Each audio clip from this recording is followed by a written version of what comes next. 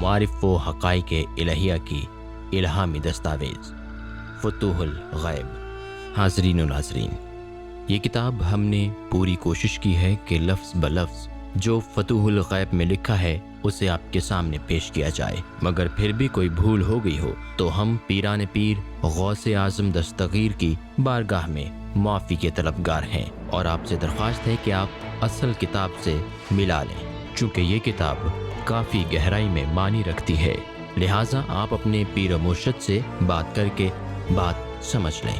صوفی سما محنت کر رہا ہے کہ بزرگوں کی کتابوں کو آڈیو بک میں تبدیل کیا جائے تاکہ اس تیز زندگی میں اس سے کوئی فائدہ حاصل ہو سکے۔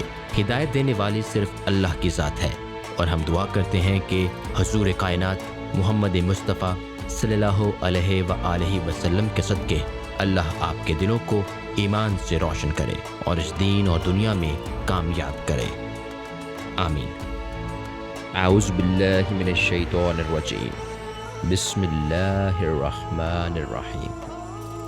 اللہم صلی علی سیدنا و مولانا محمد وعلی آل سیدنا و مولانا محمد وبارک وسلم۔ مقالہ نمبر 1، مومن کی 3 لازمی صفات۔ حضرت قطب ربانی نے ارشاد فرمایا، ہر مومن کے لیے تمام احوال میں 3 صفات لازمی ہیں۔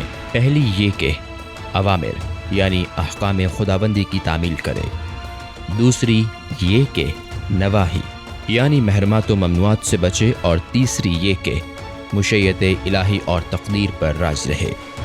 بس مومن کی ادنیٰ حالت یہ ہے کہ وہ کسی بھی وقت ان 3 چیزوں کی پیروی سے غافل نہ ہو اور اس کا دل ان کے ارادہ و نیت کو لازمی قرار دے، وہ نفس کو ہمیشہ ان کی تلقین کرے اور تمام احوال میں اپنے اعضائے جسم کو ان کا پابند و مکلف بنائے۔